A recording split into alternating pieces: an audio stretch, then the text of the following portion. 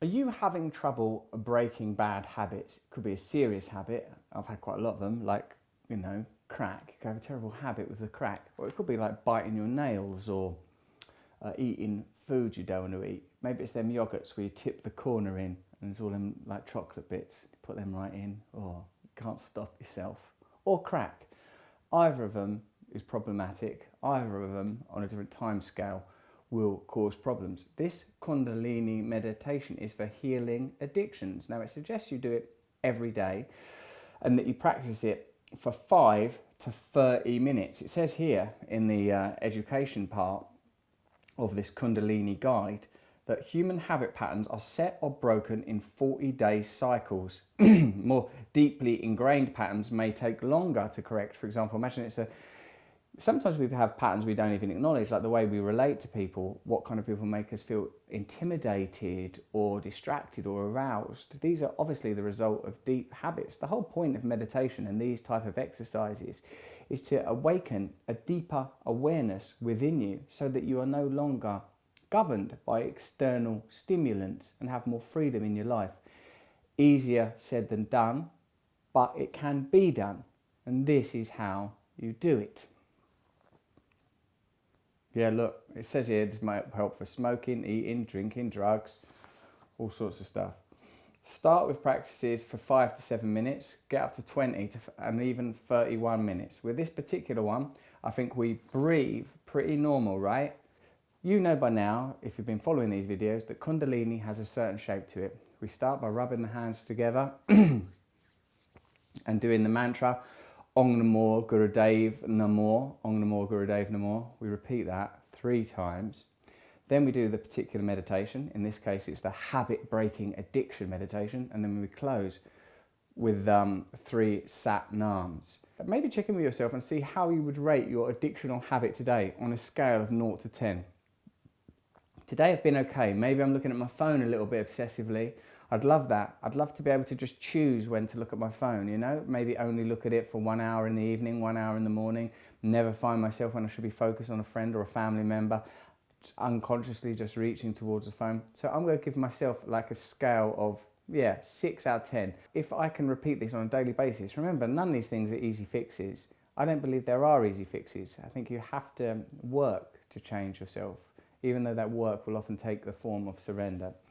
So look, this is the practicalities of it. You sit in what is called easy pose. That's like a comfortable cross-leg pose. If you can't do a cross-leg pose, just sit comfortably in a chair. We sit with our chin pulled in a bit. The proper word for this is Jalanda band. That's sort of like pulling your chin in, a bit like that.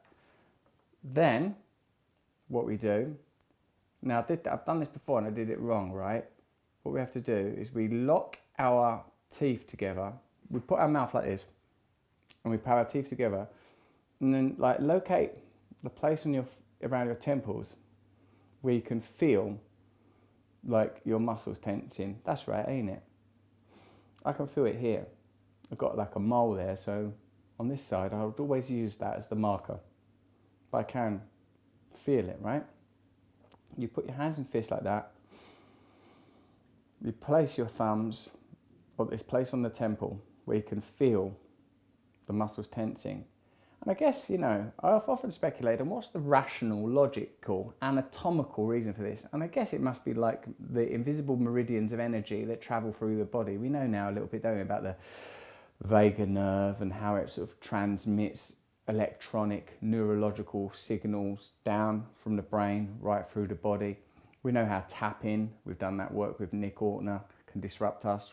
Some of you will be aware of the efficacy of acupuncture.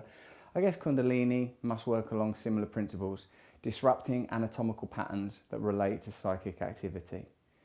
In any event, this is something that we could embark on together, and I'd love to hear your results. So firstly, give yourself a score out of 10, how much you think your life is governed by your habits today, and then at the end, we give ourselves another little score. Basically, probably, you could judge how relaxed you feel. You'll be getting your hands like that, you'll be pulling your chin in like this, you'll be putting your thumbs like that. Check you can feel it. Then you put your teeth together at the back, and over the course of the 5-minute meditation, you bite your teeth together like that. And just breathe in an easy, natural way. when you're doing an exercise like this that either has a rhythmic breath or, in this case, a repeated action, the clenching and unclenching of the teeth, which you'll be able to feel with the thumbs placed above the temples there, I find it's good to bring the attention to a sort of a point, like in this case, I would say bring your attention between the eyes, a sort of a dristi. And while you're clenching and releasing the jaw with the thumbs here at the temple, think the mental sound vibration silently.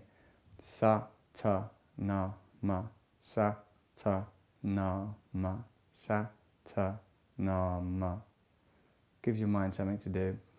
And in the philosophy of Kundalini, these vibrations have a purity about them that is cleansing and essential. I've done this a bunch of times. The first time I ever did it, I became aware of like some sort of floating shape moving into my psychic space.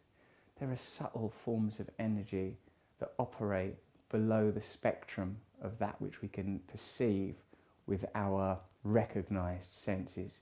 Wouldn't it be a coincidence if all the reality there was all the reality we have the ability to experience?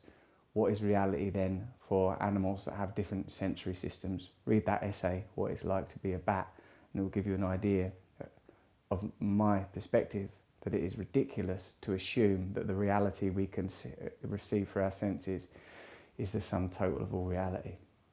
Let's not worry about that now. Let's do this little meditation. We'll end with 3 Satnams. We'll start with 3 Om Namors. Rub the hands together. Om Namo Gurudeva Namo.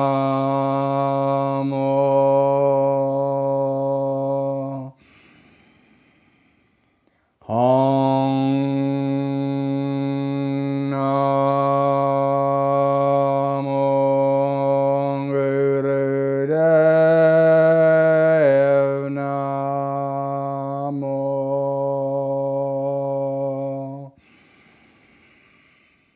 Om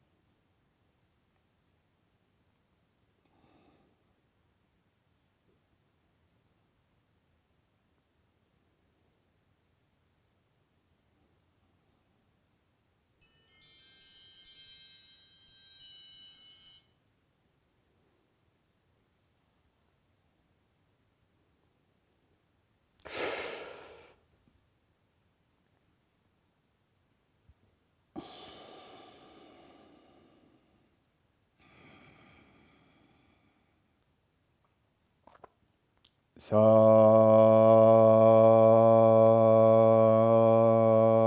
nam.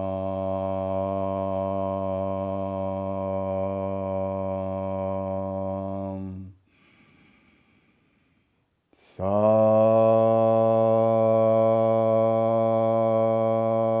nam.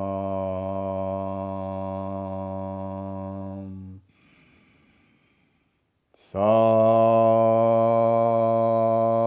nam.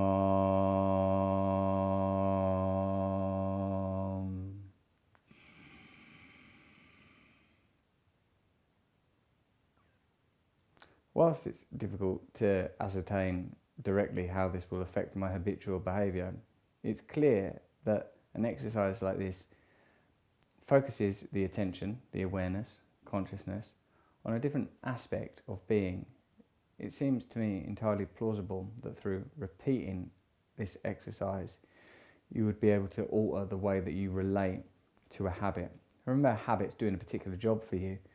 What job is smoking or eating crisps or watching porn or whatever it is? What job does it do for you? As Gabor Mate says, when looking at addiction, don't ask what it's doing that's wrong, ask what it's doing that's right. If you're interested in these meditations, please continue to do them, like and subscribe, and I appreciate you following this content.